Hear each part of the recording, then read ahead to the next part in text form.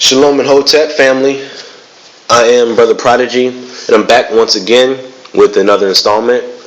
Today's date is February the 13th, 2014, and the title of this installment is Our Aspect of Time as an Artificial Framework. Our Aspect of Time as an Artificial Framework. And I titled this installment thusly because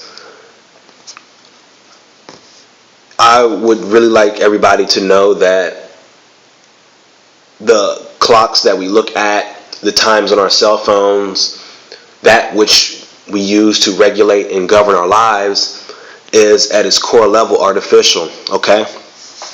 It's artificial at its core level, and which is natural because we do live in an artificial reality, a simulation, an illusion. So what we use to govern ourselves accordingly is also artificial, and it's important that we all should know this. Now, let me just say that nothing artificial can withstand the force of truth. Not only is there natural time, but there's a law governing natural time, which is referred to as the law of time. All phenomena in this material world, this matrix, represents some state of energy at its core level, and every state of energy is connected by time. Now, what is time? Time is a frequency, and a frequency is not measured by a calendar, okay? One must understand this. Time is the universal frequency of synchronization. It's the nature of time to synchronize and to maintain all things in the condition of synchronization. Synchronicity is the experience of time. It is time that governs the order of the universe in a manner that transcends all spatial limitations. You see, our aspect of time in the unfolding of cause and effect processes are fixed by a dimension that's higher than ours. Okay? In order for there to be a smooth process of transcendence and evolution, one must be not at odds with, but in harmony with the universe. And the current state of the consciousness within man is entropic because it's operating on an artificial timeline, out of sync with the very planets that are laboring to elevate the consciousness of men and women. Now, essentially, it's simple to understand. You have the 12 to 60 and the 13 to 20 timing frequencies. And the 12 to 60, which is 12 months in a year, 6 in an hour, people are ruled by the clock. People are slaves to the clock and to money. The deadening daily grind takes precedence over spiritual purpose. Getting up, getting ready, hitting the snooze button, getting in your steel coffin, driving to and fro from work. This is all deadening and a part of the daily grind that essentially takes precedence over spiritual purpose, because when we go to these jobs, when the time that we spend at these jobs, we are volunteering our mind. Those who occupy your time are occupying your mind. Now, in the 12 to 60 frequency, time is money. Now, you also have the frequency of 13 to 20. And this stands for the 13 moon year, as well as the 20 plus 8 days per month. This is more of your ancient, what the ancients used to go by, including the Mayans, okay? And according to this timeline, this time frequency, rather, people are ruled by their being in alignment with the universe. Nature and art are guided by dreams and synchronicity. The most spiritual tribes and communities that ever existed were basing their frequency of time on the 13 to 20 Timing frequency. The basis of the knowledge of time is called the law of time. Energy, E, factored by time, T, equals ART, A-R-T. This means that E, energy, which is any manifestation of the physical three-dimensional world, possesses order and is in harmony with its environment because it's factored by T, which is time. Now, in the conception of the law of time, however, T refers to time as the universal factor of synchronization. This ratio is a constant of time that organizes all of the universe as a radial sequence of synchronous moments reflecting different evolutionary phases simultaneously. You see, spiritual cultivation is the number one goal. Spiritual cultivation is the number one goal. Not your job, not even your spouse, not even your children. Spiritual cultivation, transcendence, and evolution is the number one goal.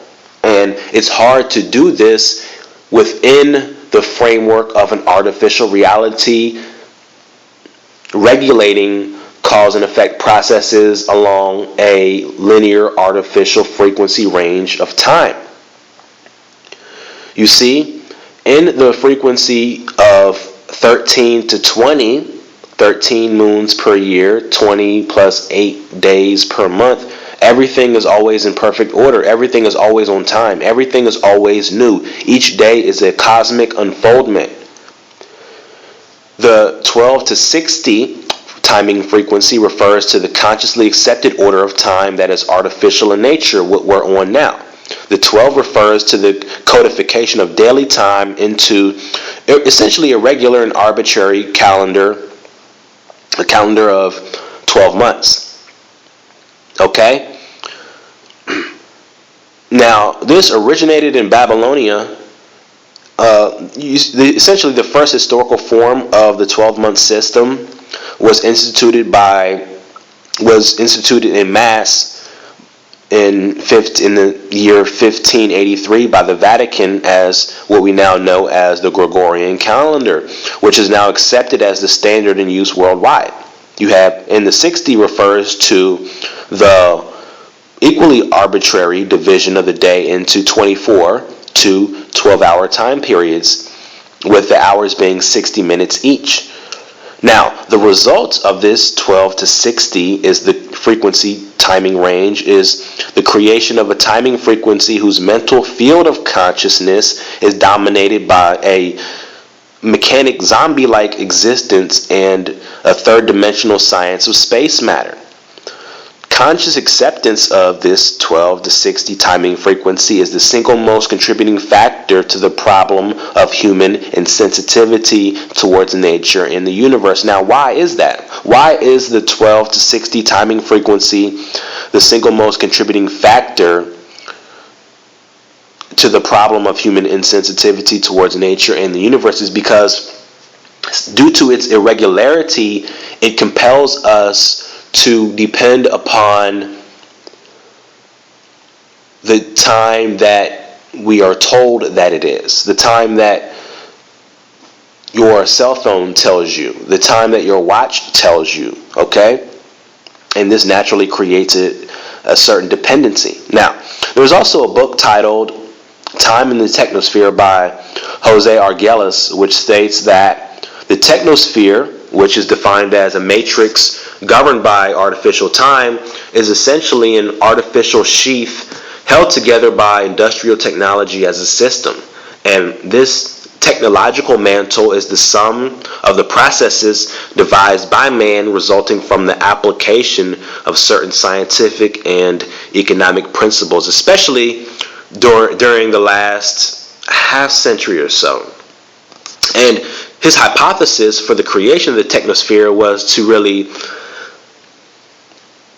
supplant the organic process of nature, which he calls the biosphere, with a totally industrialized one, in which I also tend to agree with his hypothesis. Thus, because of this world's artificial interpretation of time being superimposed upon our nature, it leads mankind into a place that's out of alignment and out of touch with the universe, consequently making it harder for one to transcend this illusion, this Maya. The controllers of this matrix simulation developed our current system of time, which is 12 months, 6 in an hour, to essentially limit our dependence upon the universe and upon nature and her time scale, and become more dependent upon the Vatican and Christian domination. You see, time is of mind, and in this regard, time is inseparable from the issue of consciousness. Time is inseparable from the issue of consciousness, because no one can experience time without becoming conscious or without being conscious. So by your merely being conscious, you are already experiencing time. And the time that you would experience by simply being conscious is not the time that we're living upon in this matrix, in this illusion, the 1260. Okay? Consciousness, or by being conscious in this system, in this universe, you would naturally be along the lines of a universal system of time, a universal timing frequency, which is not what we're on now. For this reason, you have to deduce that we live in an artificial matrix simulation, as our current concept of time alone would evidence this. In this matrix, it has become second nature to rely on the clock, which is not time itself, but a frivolous measurement of the unfolding of processes within the matrix of illusion. I'm speaking specifically to time as calculated according to the Gregorian calendar. Now, if you research, if you study, you will quickly notice that civilizations with different measurements of time relative to that of the universe and to consciousness, they usually have a lower mode of consciousness among their citizens as a whole, as a collective. Progressive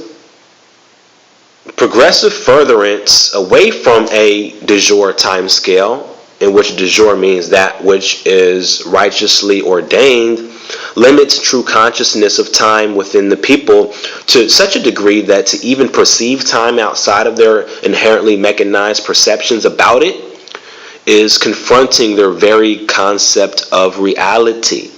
So to even challenge the validity or the aspect of our current timeline, or our current time frequency, our de facto time frequency, to many is confronting their very concept of reality, because they base their lives so much on this de facto timing frequency that to even confront them about this is challenging their concept of reality.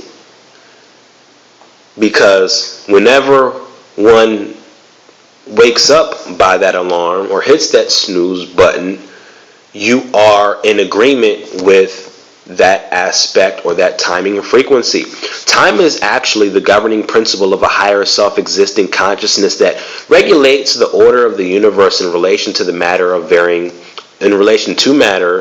varying densities. And because time continuously synchronizes everything into a single coherent whole from the micro to the macro levels, time accounts for an element that maintains the harmony of the universe, whether time and its existence be accidental or otherwise, masculine or feminine, in relation to consciousness and the consciousness's tie or interrelationship with that timing frequency. And I'm speaking of de jure time now, okay? So, basically, when man infringes upon the natural order of things, it naturally leads to his inevitable demise. You cannot seek to usurp that which is higher and more powerful than you without incurring the repercussions one day. Alright? The actions undertaken by the devil are the outward manifestation of his arrogant, egotistical, sociopathic nature. Time is also the medium of instantaneous information transmission throughout the universe. The more centers of consciousness that you have, the more you are able to interpret space-time and the complexity of higher space-time dimensions and matter in a complex fashion. And because of this, beings of higher consciousness experience time differently than we do in higher density environments. So, you cannot essentially separate consciousness from any subjective experience of time. What gives us the sensation of being and moment-to-moment existence and movement are continuous points and sequences in which the time vector and space perception connect. The concepts of past and future, those are your consciousness experiencing and manifesting within a single dimension of time, commonly called the arrow or the line of time. Now, if multiple centers were to be added to your consciousness, and if you were put into a dimension in which time was radial instead of linear, your consciousness would have multiple experiences on a point-by-point basis, which would establish a richer and fuller existence for your consciousness. So, this arrow of time that we are experiencing, since it is connected with consciousness, limits consciousness to a large degree. So, like I said, what gives us the sensation of being and existence, specifically from moment to moment existence, which has the appearance of being analog, are continuous points and sequences in which the time vector and space perception connect. Okay? Now, both time and consciousness are non-physical and are of a higher order, so therefore they can easily coordinate third-dimensional phenomena. Because consciousness is interconnected with time, it can affect third-dimensional processes, and this is what quantum mechanics tells us also, that you do have the ability, or consciousness has the ability to shape reality. However, on the flip side of the coin, the retarding of one's consciousness or a collective group of consciousness by way of poisonous foods, drugs, etc., it can make it harder to coordinate third density phenomena, thus leaving one with a feeling of not being in control, or willing, but that which is willed is not actualized or executed upon. Now, experiencing time hyperdimensionally cannot be done with the body or with this prison or with this vehicle. It can only be done with pure mind, or mind less burdened by the cares of this life. This is what earthly man and woman should be evolving towards, shedding the cares of this life, which is the dependability upon the illusion. Excuse me. As far as time and its connection to the matrix is concerned, an artificial unit of measure, which is our current standard of time, is an effective way for the archons to maintain social order and specific programming that controls behavior. So this artificial unit of measure is beneficial to the archons and the agents that work for them, because it's very easy to maintain a social order and to institute specific programs that control behavior based upon this calendar. Now, isn't it commonly said that time is money? In our society, the dollar is an artificial medium of exchange used to negotiate an artificial unit of measure called time. And every person that's currently working at a job has only but two elements of value in relation to negotiating power, and that's his or her skill as well as his or her energy output, and that's denominated in units, usually units of time. Another piece of evidence that proves our system of time to be artificial is that it had its origin with the mythical birth of Jesus,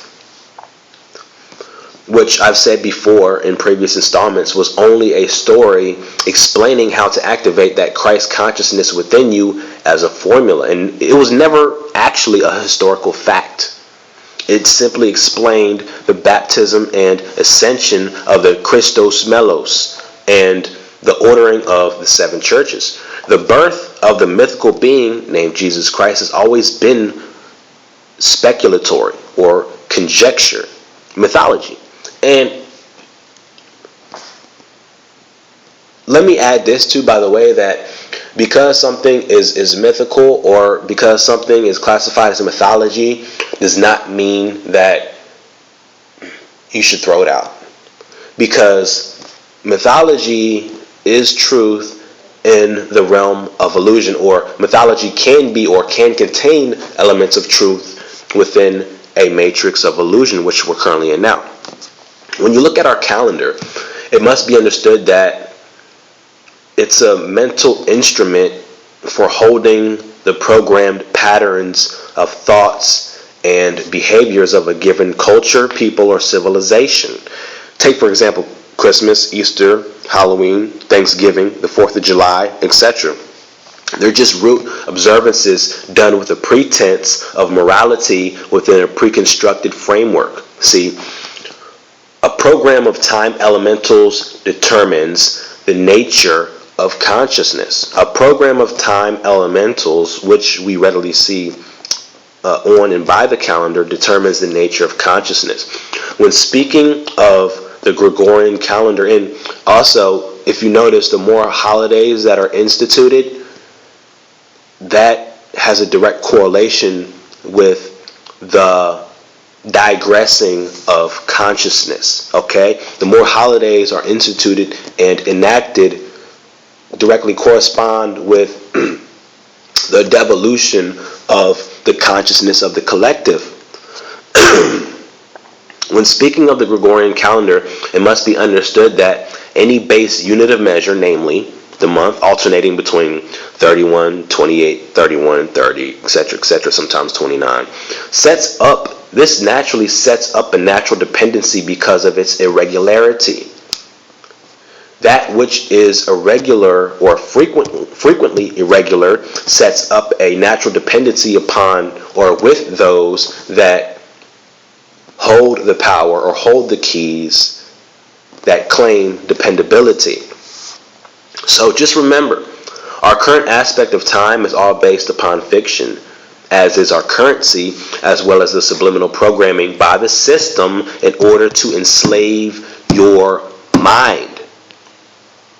So just remember the next time you look at what you perceive to be time or your watch or a clock, and ask yourself, what is this time?